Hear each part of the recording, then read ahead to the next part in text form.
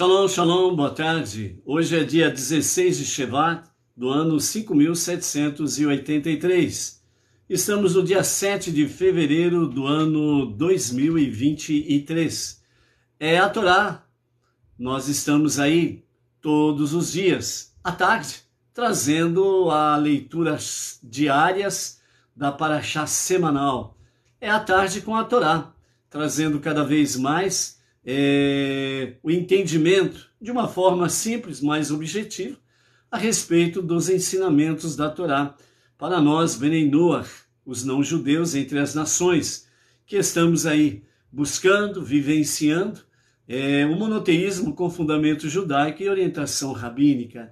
Então, a nossa Parashá semanal é Itró, né, ou mais conhecido como Jetro, né? Então nós estamos aí hoje, é o terceiro dia da semana, é o terceiro dia para o Shabat.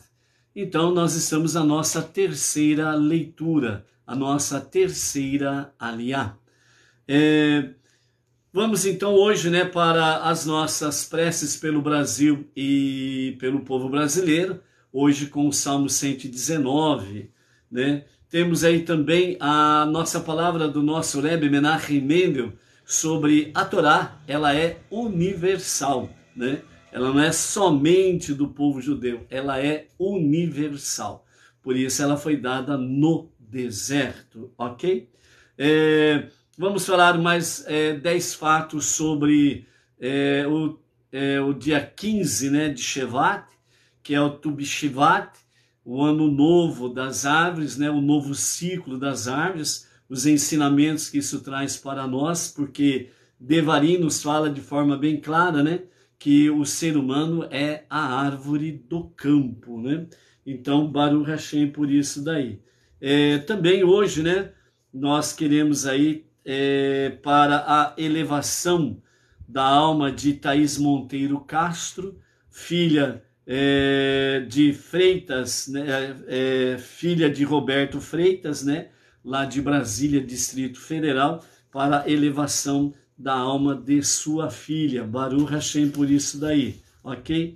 E daqui a pouco vamos falar aí algumas pessoas mandando um shalom para elas e seus familiares, ok?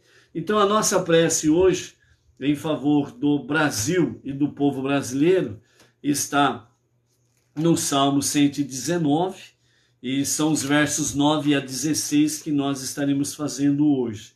Recordando que o Salmo 119, ele é uma descrição do empenho para o empenho de uma vida fiel e autêntica, de acordo com a Torá, independente da época, tempo, lugar, circunstâncias ou mesmo ambiente social, né? Recordando que a Torá é universal, ok? Então, dentro desse aspecto, né, tudo isso está, de fato, numa questão de nós termos realmente um amor fervoroso por Deus, pelo Eterno, né? E nesse sentido, que nosso serviço a Deus seja através da Torá e dos seus preceitos, né?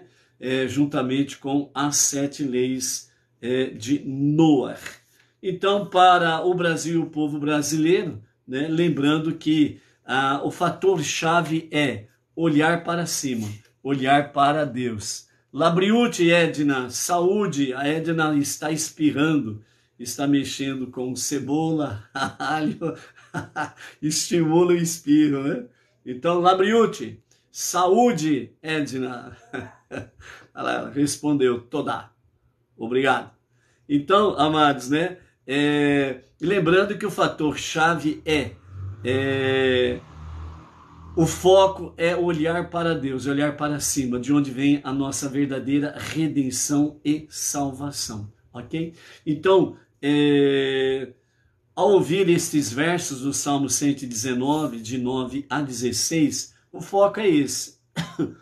E nesse sentido, se nós, monoteísta com fundamento judaico e orientação rabínica, levarmos cada vez mais essa mensagem, e as pessoas, né, uma boa parte do nosso povo brasileiro, começar realmente a estar atento a estas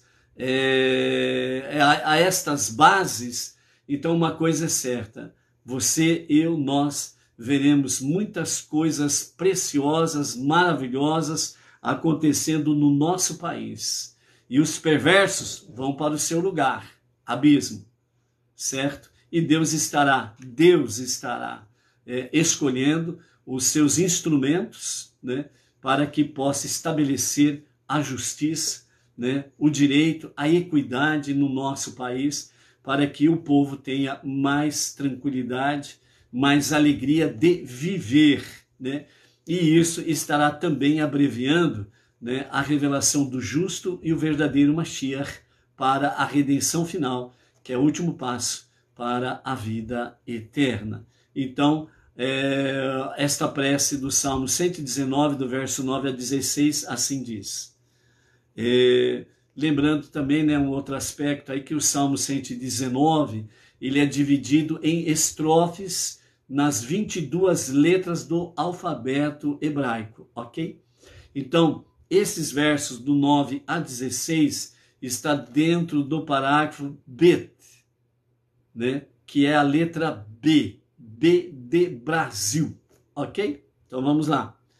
Como poderá um jovem manter integridade em seu caminho? Atendo-se ao cumprimento da palavra do Eterno. A ti busquei com todo empenho de meu coração. Não permitas que me deixe desviar de teus mandamentos. Conservo tua palavra no fundo do meu coração, para que não venha a pecar contra ti. Bendito sejas, ó Eterno, que me ensinas teus preceitos. Meus lábios enumeram todas as leis que proclamaste. Regozijo-me tanto seguindo teus estatutos, quanto se houvesse encontrado uma riqueza imensa. Meditarei sempre sobre teus preceitos, para seguir os teus caminhos.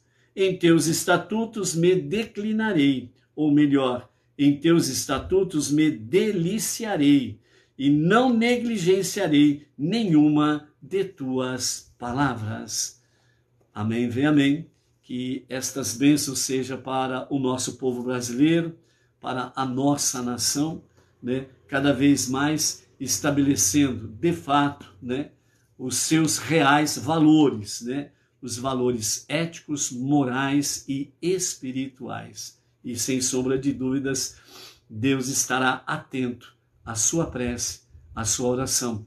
E rapidamente Deus trará a devida libertação para o nosso país e o nosso povo, né? Libertação de todas as amarras perversas da maldade que por aí afora está, né? E nós possamos ter liberdade de expressão, liberdade de pensamento, liberdade de fé, para expressar a nossa fé. E que ela seja, de fato, baseada nisto, no monoteísmo com fundamento judaico. Único Deus, único Criador, único Redentor e Salvador. Baruch Hashem. Ok? Acabamos de receber uma encomenda preciosa, né? Que o Enzo, né? Um dos secretários do nosso Rav Yaakov Gerenstad, né? Que fizemos aí um pedido de um livro precioso. Ele é tão precioso, né? Como diz aqui o verso do Salmo 19, né? 119, aliás, né? Uma riqueza imensa, né? Faz 9 anos que nós estamos tentando adquirir este livro e sempre encontra aquela resposta, esgotado, esgotado, esgotado e esgotado. Mas graças a Hashem, tudo tem o seu tempo estabelecido por ele. Então acabamos de receber, Enzo, acabamos de receber, né? Aqui está, Os Dias de Mashiach, a redenção e a vinda de Mashiach nas fontes judaicas, né? Por Menachem Brod, né? Então, esse livro aqui é um livro preciosíssimo, ok? Então, nós temos aqui, graças a Deus, né? O Eterno foi bondoso de trazer para nós aqui no momento certo, né? esse livro aqui, né? Os Dias de Mashiach, né? Um índice bem extenso, né? Então, entre eles nós temos aqui, né? Por que Mashiach, né? Galut e Geulah, né? Qual é a diferença de Galut e Geulah? Antecipando a Geulah, né? A respeito, né, da redenção, né? Quando Mashiach virá? Essa é a famosa pergunta que todo mundo quer saber, né? Até o Enzo disse assim, né? Marmol, está apreensivo, né? Para receber logo o livro, que eu fiquei todo dia perguntando para ele, cadê o rastreio? Onde que está? Onde que está esse livro? Em que posto está, né? Então, aí ele falou, já estou vendo aí, né? Vídeos com referência aos dias de Mashiach, né? Baruch Hashem, que o Eterno nos capacite para podermos trazer aqui lives específicas, né, sobre os dias de Mashiach, dentro das fontes judaicas, né, da palavra, e virmos com respostas mais objetivas. Antecipadamente, né, não tem data e dia pré-marcado, ok? Então não espere que vamos falar aqui, ó, tal dia, tal mês, tal ano, isso acontecerá, ok? Realmente, o que nós temos aqui são sinais que Deus envia para que nós estejamos atentos, né? Que os dias da redenção final estão mais perto do que imaginemos. O nosso Rebbe Menachem Mendel, inúmeras vezes nos seus discursos, ele sempre fazia questão de focar. Esta é a última geração sem Mashiach. Então, nesta geração, a qualquer momento, e a qualquer momento mesmo, né, Mashiach se revelará para a redenção final, que é o último passo, né, para a vida eterna, né, o Olam Rabá, né. A Edilane Minorelli está dizendo aí, poderia ler para nós um pouquinho dele a cada dia, já que está sempre esgotado as vendas, é verdade. Esse é o objetivo, viu, Edilane, né? Porém, eu preciso começar a ler, né, a fazer as fontes, né, a pesquisar as fontes, referências e tudo mais, para poder trazer aqui, né, algo que seja inteligível, né, que as pessoas possam compreender de forma fácil, né. É por isso que uma das preces que nós fazemos aí, que realmente os nossos dias de plantão, né, possa ter aí um ponto final rapidamente, para que a gente possa se dedicar mais aos estudos da Torá, né? Porque a dedicação do estudo da Torá, amados, é uma coisa muito preciosa para quem traz, né? Então, por isso, o nosso Rav Yaakov Geranstad, a nossa liderança, ele mesmo fala, né, que as lideranças, né, havendo um comum acordo entre as comunidades, as pessoas que são colaboradoras, né, para que o emissário ele possa ter um sustento no sentido de poder se dedicar mais, né, à própria comunidade, às pessoas elencadas ao emissário, né, e se dedicar mais ainda aos estudos, para poder trazer os estudos, né. O nosso Rav Yaakov, ele fala que não vê problema algum nesse sentido, né. Então nós estamos aí rogando a Hashem realmente essa graça bendita, né. Infelizmente nós tivemos aí uma notícia aí que, infelizmente, né, a justiça na primeira instância nos negou o nosso direito à aposentadoria, e o nosso advogado, o Dr. Jimmy, ele vai recorrer ao Tribunal de Justiça, né? Ó juízes, até quando julgareis, né, de forma injusta, né? Misericórdia, né? Então, uma briga aí que já também está durando aí 10 anos, né? Não está fácil não, viu, gente? Não está fácil. Todo dia nós temos que enfrentar aí esse fantasma, e se não fosse realmente a Torá, né, não seria mais difícil ainda, ok? Então, que Hashem nos dê a graça aí de podermos assim nos dedicarmos cada vez mais aí em todo esse processo aqui, ok? Então, né, nós estaremos aí procurando, né, estudar dentro da medida do possível, para que a gente possa realmente trazer aqui, né? Então, Mashiach chegará hoje? Um teste de fé. Acreditar versus esperar. Qual é a diferença de acreditar em Mashiach e esperar Mashiach? Nós vamos ver essa diferença aí, o que significa isso, né? Então, exigir a Geulah, que é a redenção, né? Quando a mente está ocupada com outra coisa, né? Então, são alguns aspectos aí, né? Então, quando Mashiach virá, né? O caminho para Mashiach, 6 dias, 6 milênios, os passos de Mashiach, né? Nós precisamos discernir e ouvir os passos de Mashiach. Nós vamos ver isso daí, ok? Calculando o tempo, também existe algo nesse sentido, não especificamente dia, hora, mês e ano, ok? Calculando o tempo, ok? Calculando o tempo, né? Que Deus nos livre, né? Realmente de alguém sair por aí dizendo, né?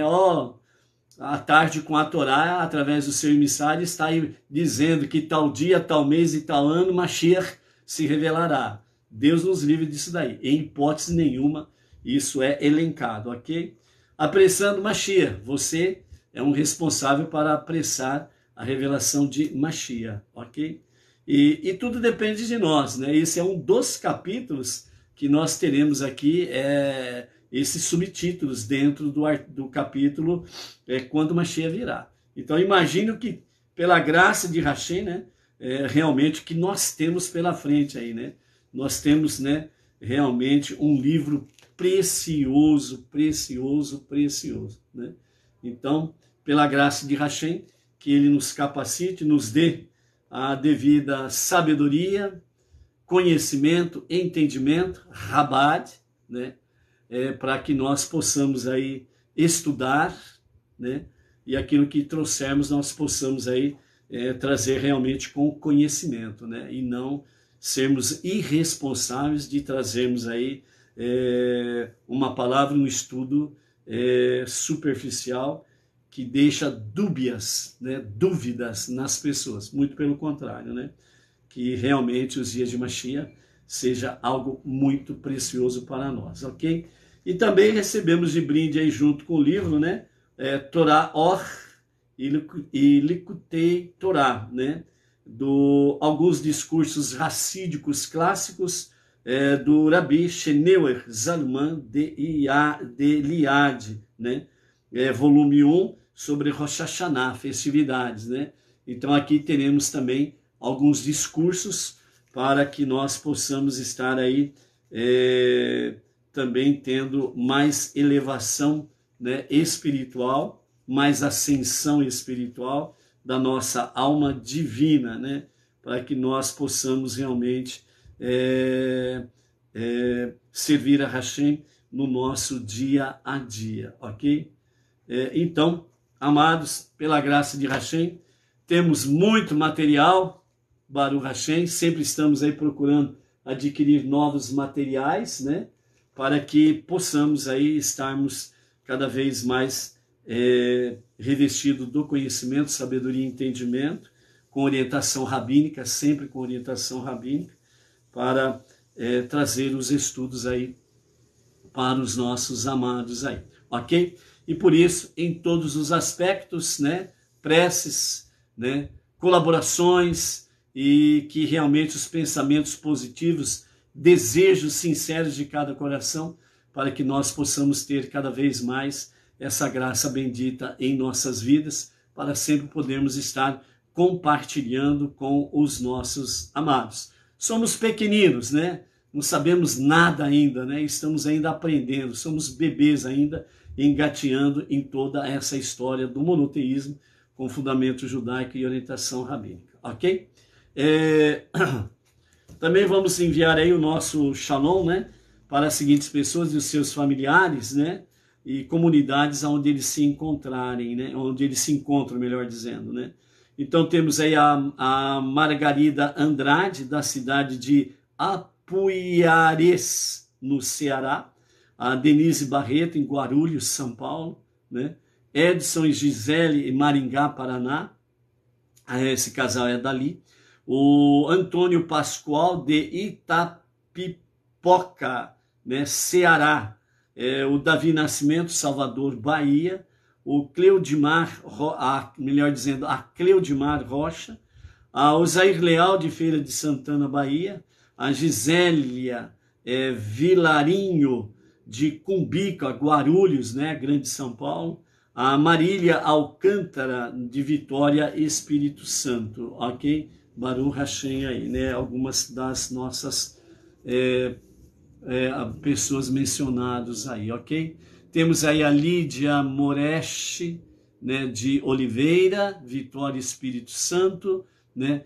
Já mencionamos aí a Edilane Minorello, né, e o marido, o Claudemir, aqui o casal de Bauru, né? Quem mais está por aí? Deixa eu ver. Né?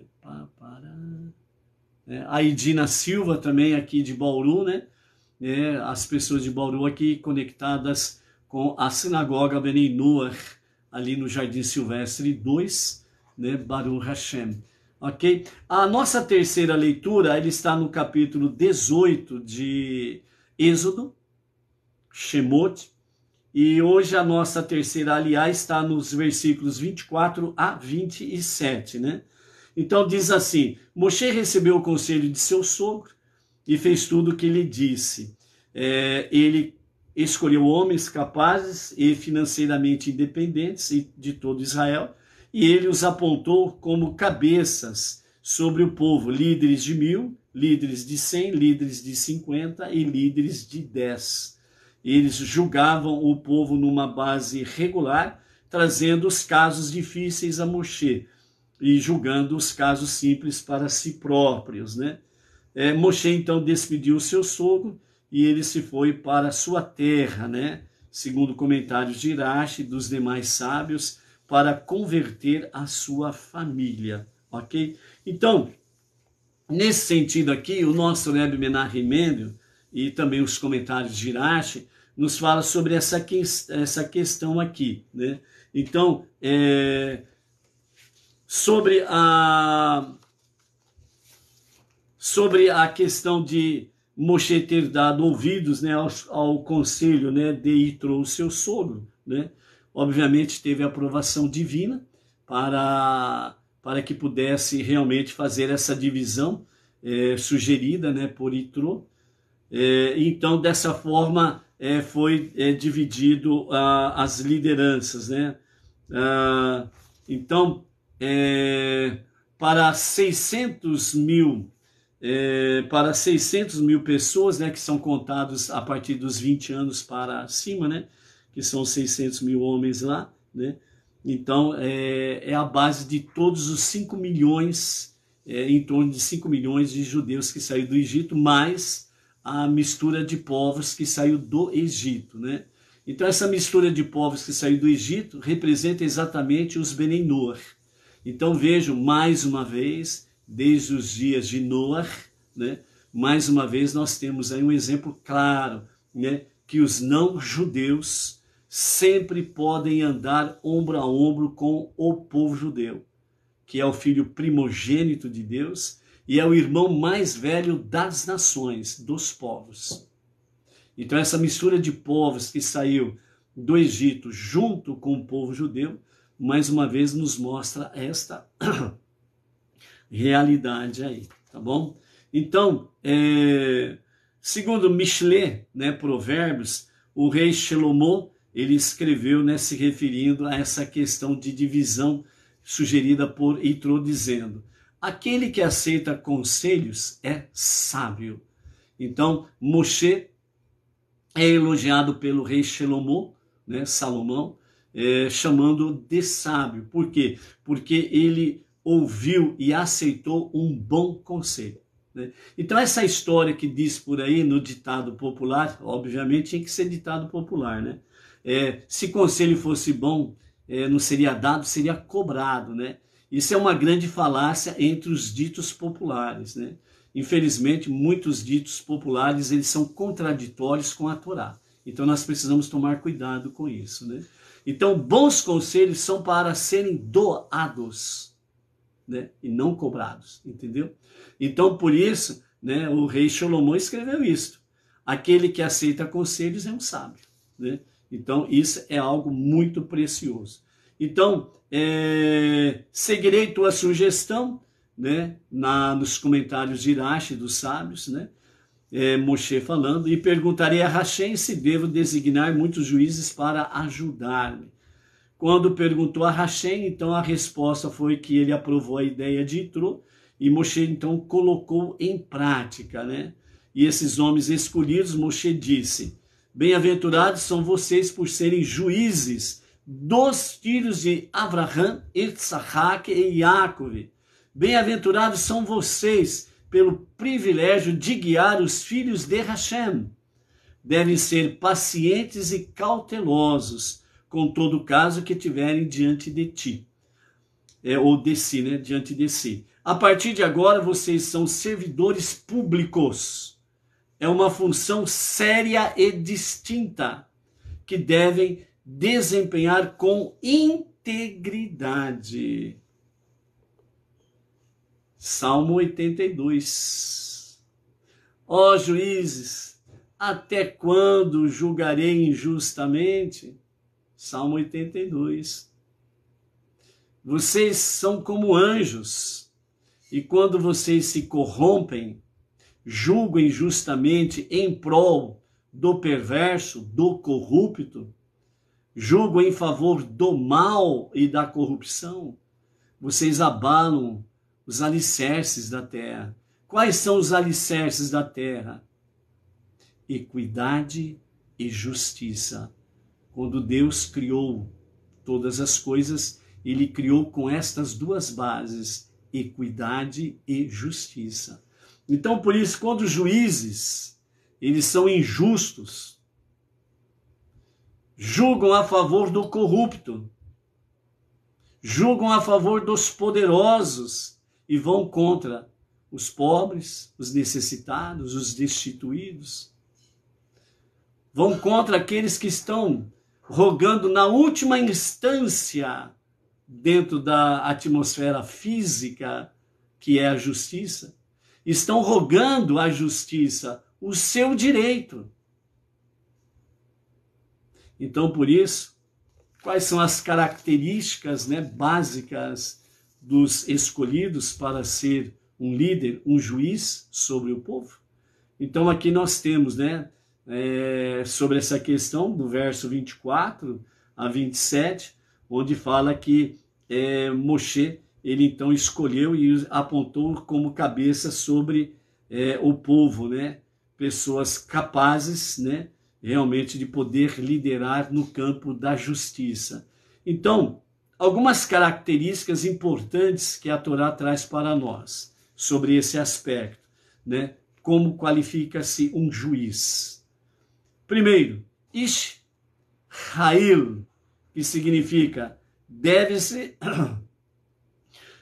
ser bem versado em Torá. Deve ser rico, ter uma situação financeira muito bem estabelecida, para que ele não seja tentado à corrupção. De forma que não precise adular ninguém e não dê preferência a nenhum litigante, para que ele possa ter vantagens, entendeu? Deve possuir personalidade dinâmica, que sirva de inspiração para que outros façam o que é certo, né? Então, quando você vê aí um juiz que é bom na sua categoria, um juiz que julga com justiça, seja quem for, mesmo por mais poderoso que seja o litigante, mas ele julga com justiça e equidade, e o litigante, se tem culpa e é punido, a sua ação é para inspirar outros tantos a fazer o que é certo. Obviamente, vai ter muita oposição, não restam dúvidas, né? Porque, infelizmente, uma boa parte está contaminada, né? No meio do povo, no meio dos cargos públicos e companhia limitada, infelizmente, tem uma boa porcentagem aí que realmente está contaminada pela corrupção, né? Então, fazer o que é certo, justo e com equidade, né, nos tempos presentes é realmente uma ação de fé e coragem, ok? Outro aspecto aí é Ire Elohim, que significa deve ser temente aos céus, temente a Deus. Ou seja, o juiz, ele precisa entender e realmente compreender em verdade que acima dele tem Dayan Haemet, aquele que é o juiz verdadeiro. E que se ele fizer caca, ele vai ter que prestar contas. E aí a coisa não vai ficar barata não, ok? Então, por isso, para que ele possa, com temor aos céus, temor a Deus, ele possa julgar com equidade e justiça, julgar com verdade, né? Outra questão é Ish Emet, deve ser um homem confiável, né? Então, né, Ish, que é homem, né? E Emet, que é verdade ou confiável, né? Então deve ser um homem confiável, em cuja palavra o povo se apoia, né? Então, é aquela questão, o juiz, ele agiu com equidade e justiça, fez realmente o correto, então o povo o aplaude. O povo realmente diz, ainda há esperança de justiça, né? Que está muito difícil de ver nos dias atuais aí, né? Você está vendo o que está acontecendo, né? Então, ser um bom juiz hoje requer fé, coragem e confiança. Obviamente, isso está conectado com o caráter da pessoa, né? Lembra daquele ditado que a ocasião faz o ladrão? A ocasião faz o corrupto. E também a ocasião faz com que os mais nobres estados de caráter de uma pessoa possam se revelar. Depende da pessoa, ok? E uma outra questão que nos fala que é Soné Betzá, que significa ele deve detestar o dinheiro sujo. Ele deve detestar o dinheiro corrupto. Ele deve detestar o dinheiro injusto. Não pode atribuir nenhuma importância ao seu próprio dinheiro. Ele não pode ser escravo do dinheiro. Porque se ele for escravo do dinheiro, ele é um avarento. Então é aquele detalhe, quanto mais tem, mais quer. Então ele não é uma questão de ser rico, é uma questão de ter mais e mais. 60 milhões é pouco? Lógico que é pouco. Eu quero mais, né? Aquele que não detesta o dinheiro sujo, quanto mais ele puder ter, mais ele vai ter. Até parece que ele vai ter 1000 vidas, pelo tanto de dinheiro sujo que ele quer ganhar. Mas aquele que é realmente justo, ele tem temor aos céus, a Deus, e ele tem temor à palavra de Deus, então ele sabe que o pouco com Deus é muito. E ele sempre vai ter e não vai lhe faltar absolutamente nada. Por quê? Porque ele está julgando com justiça e equidade. E Deus é favorável a ele. Então, por isso, consciência de Deus, família e liberdade, não pode o juiz jamais abandonar isto. Quando ele abandona a consciência de Deus, ele se torna um corrupto. Quando ele abandona a consciência de família, a família sempre será segundo, terceiro plano, porque o dinheiro sujo é melhor. Quando ele perde a consciência de liberdade, o que ele mais vai fazer é privar a liberdade dos inocentes. E vai valorizar a liberdade dos corruptos. Qualquer coisa semelhante a isso não é uma mera coincidência. São fatos reais, ok? Então, por isso, certo? Esta é a questão em que Moshe colocou realmente em prática. Por isso, Yitro, o seu nome original era conhecido como Ieter, né? Como nós vimos lá, um dos conselheiros do faraó. Mais tarde, né, foi acrescentado no seu nome a letra Vav, né? E dessa forma, como foi acrescentada no seu nome, então de Ieter passou a ser Itrô, certo? Tanto para indicar que tornou-se um judeu, porque quando ele foi ao deserto encontrar Moshe e o povo judeu, ele faz a sua conversão ao monoteísmo com fundamento judaico, quanto para indicar que o relato da nomeação dos juízes foi acrescida à Torá em seu nome.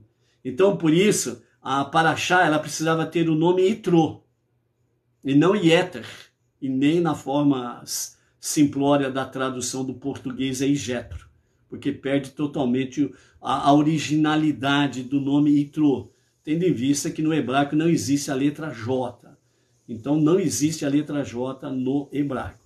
Apesar que no hebraico moderno, né, acrescentaram ali no Yud, né, um J, né? Então, tanto serve como Y, como J, né? Então, isso é na linguagem moderna, né? Porque aquela questão, né, forçar um pouquinho a barra para que haja um J ali na história, né? Para poder dar asas à imaginação para outras coisas com a letra J, entendeu? Mas originalmente é Yud.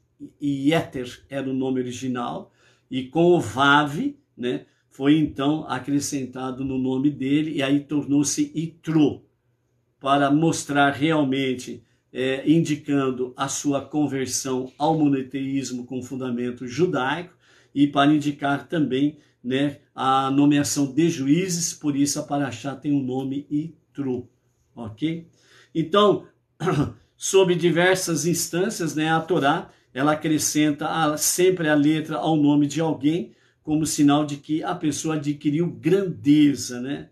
Então, por isso, nós vemos aí alguns exemplos, como Avram, né, traduzido de forma Abrão, e também a Sarai, né, que depois que foi acrescentado uma das letras do tetragrama sagrado, né, então aí aconteceu que Avram passou a se chamar Avraham, né, de Abrão para Abraão, né, e Sarai para Sará, né, demonstrando exatamente a grandeza que essas pessoas elas adquiriram na sua vida com relação à sua conexão com Deus e a vontade dele, ok? Então, por isso, essa questão aí também, né? Similarmente, também nós temos aí o braço direito de Moshe, por assim dizer, que era Osheia, né? Que também foi acrescida ali uma letra adicional ao seu nome, dentro do aspecto do tetragrama sagrado. Então, Osheia passou a se chamar Yehoshua, né? Novamente, uma tradução muito simplória, Josué, mas aquela questãozinha, né, dando aquela forçadinha, né, colocando uma letra J para dar asas à imaginação, né? Mas é Yehoshua, certo? Então, dessa forma, Itrô viveu no acampamento dos Benei Noar, aliás, dos Benei Israel, né, os filhos de Israel, por quase um ano, né, onde ele permaneceu ali diante do Monte Sinai, né? Então, Itrô, ele ficou ali cerca de um ano, exatamente, vamos dizer assim, se alimentando desta palavra, se fortalecendo nesse conhecimento do monoteísmo com fundamento judaico, tendo em vista que Itrô, né, ele era rei de Midian, e ele era um grande conhecedor de todos os segredos da idolatria, do ocultismo, das magias, e por aí afora vai. Então ele ficou um ano realmente ali, ouvindo do próprio Moshe, que transmitia os recados de Deus, né? Realmente se enchendo no bom sentido do conhecimento, da sabedoria e do entendimento da vontade divina da Torá. E por isso também, né, Itrô estava ali como realmente uma fragrância suave, doce, para o próprio povo israelita, depois do combate com Amaleque, né, em que foram afrontados, né, mostrando para o Amaleque, mostrando para os povos que o povo judeu pode ser atacado sim, né, que eles podem ser feridos e mortos, né. Então, estava de uma certa forma com a sua moral baixa, e Itrô, ele vem e traz aí realmente uma mensagem refrescante, fortalecendo realmente a fé, confiança e esperança em Deus, né? E a sua conversão ao monoteísmo com fundamento judaico veio mostrar exatamente o que o próprio Itrô pronunciou. Agora sei que o Deus dos hebreus não há como ele. Não há. Todas as divindades são vãs diante do Deus do judeu, do povo judeu. Então, isso daí veio trazer realmente uma renovação, um renascimento da fé, confiança e esperança em Deus, né? E depois ele dá esse conselho precioso para Moshe, né? Para que Moshe não ficasse envolvido com pequenas questões que juízes poderiam resolver na primeira instância tranquilamente, né? Quando o caso era difícil, ia para a segunda instância. Se fosse difícil, ia para a terceira instância. Se fosse difícil, então para a Corte Suprema, o caso representado por Moshe, né? E aí então, junto com 70 anciãos, 70 sábios do povo, julgava as questões e ali era decidido realmente com equidade e justiça sobre qualquer questão. Então, nesse sentido, né, Itrô, depois de cumprir a sua missão ali, então ele vem, né, como diz o verso 27, Moshe despediu seu sogro, né? Então tem duas opiniões aqui dos nossos mestres, né? Primeiro é que Moshe despediu Itrô, você já cumpriu a tua missão entre nós, agora vai para Midian. Você tem lá familiares, parentes, amigos que você precisa levar como um emissário, você precisa levar o monoteísmo com fundamento judaico, ao conhecimento da unidade e da unicidade de Hashem, né? Então, Moshe, ele designou Itrô como um emissário para retornar a Midian. Por isso, o exemplo, né, o que serve como lição para nós, não judeus, né? Então, nós fomos até o nosso Moshe, o nosso Rav Yaakov Geranstad, né? A liderança Bnei Noah Brasil, né? Então, nós fomos até o nosso Moshe, o nosso Rav Yaakov. E ali nós tivemos conhecimento, estamos sendo continuamente alimentados com ensinamentos, orientações, etc. e tal, né? E aí, então, o nosso Rav Yaakov Geranstad, então ele pegou os emissários em cada localidade, regiões, etc. e tal. Ele nomeou os emissários e disse, agora vocês vão lá. Assim como o Rebbe Menachem Mendel, ele enviou os seus emissários, os seus rabinos, Rabat, para ir entre as nações e levar a unidade e a unicidade de Hashem. Encontrou os não-judeus receptivos, e à medida que os não-judeus têm abraçado o monoteísmo com fundamento judaico e orientação rabínica, os rabinos têm falado, vocês têm que ir para Midian, onde tem os seus familiares, parentes, amigos, conhecidos, etc. e tal, e levar este conhecimento, essa sabedoria, esse entendimento, a unidade e a unicidade de Hashem. Então, por isso, o nosso Rav Yaakov voltou o sinal. Amém. Voltou o sinal aí, amados. Para variar, uma quedinha, né, de sinal de internet, né, deixando-nos aí temporariamente por alguns segundos, né, sem o sinal, ok? Então vamos retornando aí, né? Ai, meu Deus do céu. Estas telas, né? Ok, vamos em frente aí, ok? Então, amados, dessa forma aí, o nosso Rav Yaakov Geranstad, a liderança Bnei Noah no Brasil, né, enviou os emissários em cada localidade, regiões, em todos os estados do nosso Brasil. E hoje, graças a Deus, e o trabalho do nosso Rebbe Menachem Mendel e o trabalho do nosso Rav Yaakov Geranstad, né, Hoje, o movimento Bnei Noach Brasil está presente em todos os estados da federação, né? Ou tem uma pessoa num determinado estado, ou uma família, ou uma pequena comunidade, média comunidade, né? E temos aí também, dentro do Brasil, 9 sinagogas Bnei Noach regionais, que foram estabelecidas através do projeto Faratistá, né? E nós aqui, Bauru, temos aí a nossa sinagoga Bnei Noach regional, né? E por isso, novamente falamos, né? Se você assim o decidir de bom coração e por amor a Hashem e a obra dele, né? Esteja contribuindo para com as sinagogas Bnei Noach regionais, né? E aqui a gente vende o nosso peixe, modo de dizer, simplório, ok? Aqueles que assim o desejam contribuir com a sinagoga Bnei Noach regional Bauru, São Paulo, estamos aí, sempre tem a descrição aí do caso. Então, por isso, né, nessa primeira versão dos nossos sábios, Moshe designou ele para isso. A segunda visão, né, a segunda opinião dos nossos mestres, fala que depois que Yitro percebeu que já tinha completado ali a sua etapa, a sua missão, então ele decidiu retornar a Midian para poder levar esta verdade ali em Midian, né? Então, tem essas duas versões, né? Porém, o objetivo é o mesmo, divulgar a unidade e a unicidade de Hashem, o monoteísmo com fundamento judaico.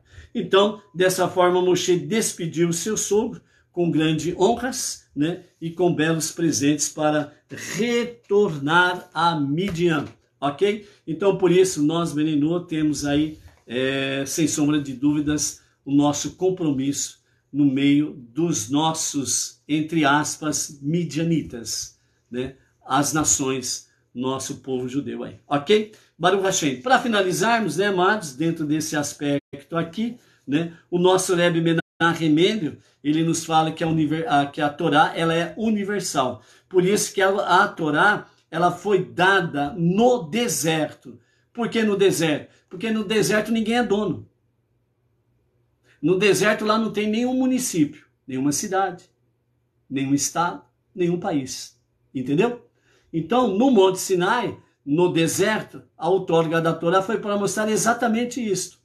Por isso, dentro da Mishnah e o Talmud, os nossos sábios falam que o Eterno enviou a sua Torá a 70 nações existentes, que são representantes de todas as nações até os dias atuais. E as 70 nações negaram, rejeitaram a Torá, ok? E aí, então, o que aconteceu? De fato, né, o povo judeu, né, simplesmente disse, faremos e obedeceremos. Aceitou prontamente, sem questionar, né, que nós veremos aí nos próximos dias dentro desse aspecto aí, ok? Então, nesse sentido aí, amados, a Torá é universal.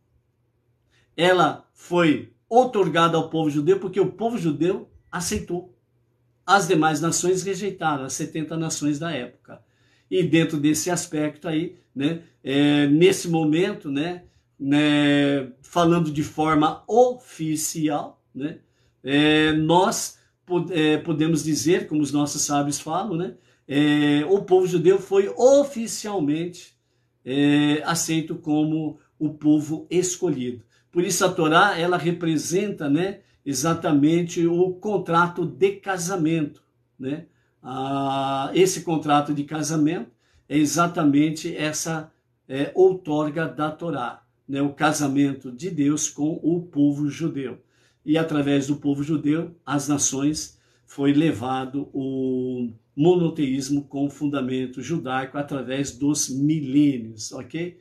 E por isso, sem sombra de dúvidas, né, amado, nós podemos aí ver que a Torá, ela é universal, né? E dentro desse aspecto aí, não há problema algum em divulgar a Torá para as nações, ok? Então, a Torá foi entregue para todos, inclusive as pessoas comuns e simples.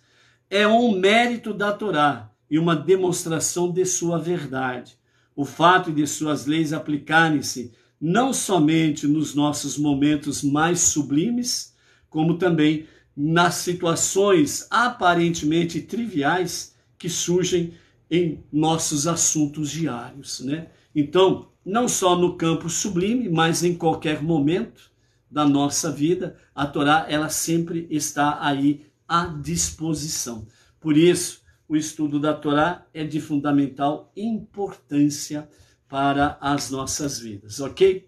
E para finalizarmos a nossa live, né, alguns fatos sobre o Tu B'Shevat, né, o ano novo das árvores, né, que começou no dia de ontem, que é o novo ciclo da Torá, ok? Então, Tu B'Shevat, né, Tu corresponde ao número 15. Então, a palavra tu no hebraico, não é o tu do português, né? Tu no hebraico, Tu B'Shevat. Então, o tu ele é escrito com as letras Tet e Vav, ok? Então, a letra Tet, ela tem um valor numérico 9 e a letra Vav tem um valor numérico 6. 9 mais 6 é 15. Então, por isso, Tu B'Shevat, né? 15 de Shevat, ok? É o ano novo das árvores, né? Então, quando nós ouvimos as palavras Rosh Hashanah, né? Pensamos no primeiro e o segundo dia de Tishrei, né? O ano novo, né? Secular, ok? Mas que celebra o dia em que Deus criou Adão e Hava, né? O 15 de Shevat, Tu B'Shevat, é o dia em que o ano fiscal começa para todas as coisas relacionadas à arboricultura, né? Então é tudo aquilo que está conectado com o famoso agronegócios. Quando a terra é umedecida e fertilizada. Então o 15 de Shevat, Tu B'Shevat, é celebrado 4 meses depois da festa de Sukkot, que marca o início da estação chuvosa ali no Oriente Médio, ok? Após 4 meses de chuva, o solo está bem umedecido e bem preparado para o crescimento da seiva. Para o crescimento das árvores, automaticamente, né? A seiva começa a circular nas árvores com mais vigor, com mais intensidade. E esta é a época em que a colheita do ano anterior chega ao final oficialmente, e tudo que crescer a partir deste momento, a partir de ontem, né? Então pertence...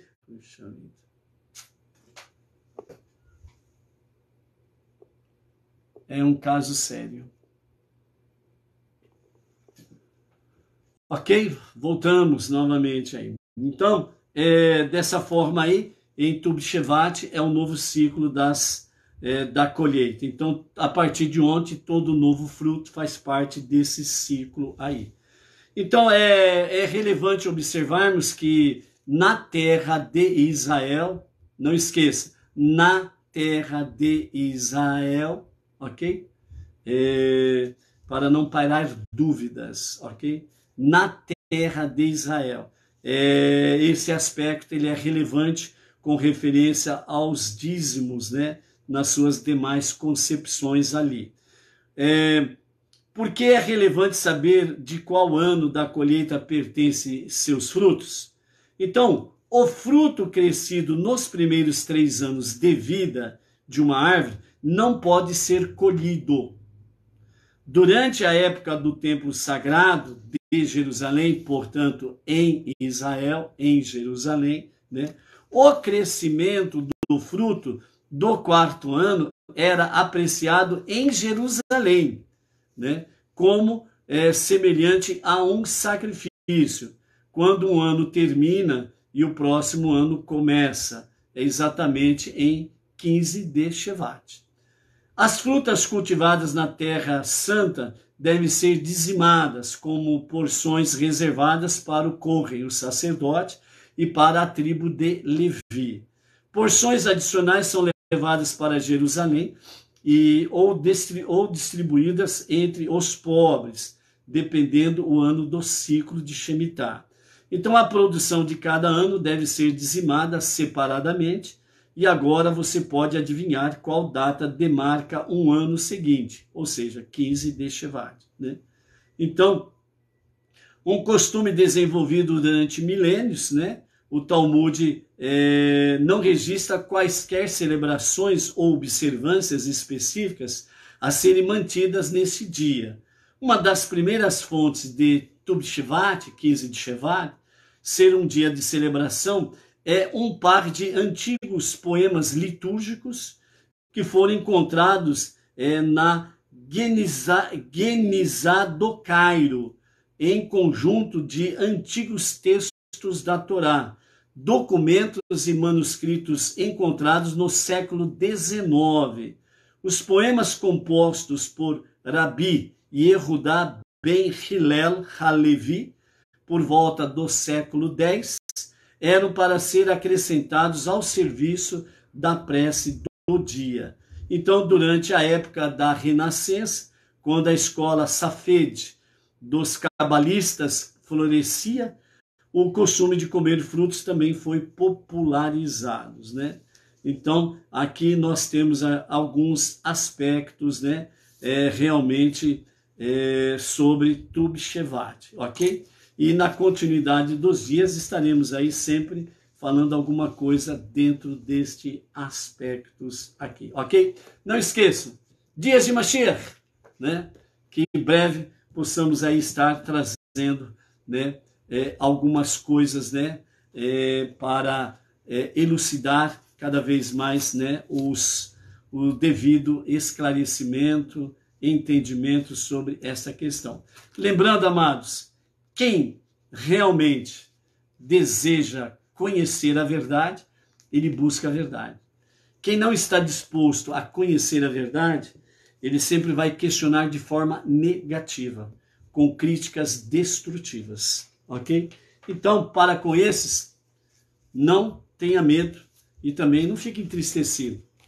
Se porventura ele der realmente uma brecha para a sua alma divina buscar o conhecimento, a verdade, ele somará conosco no caminho, na jornada monoteísta com fundamento judaico, ok? Então, Baruch Hashem, ficamos por aqui e dentro desse aspecto aí, amanhã, pela graça de Hashem, estaremos aí retornando à tarde com a Torá. Shalom, shalom, seja forte, seja luz.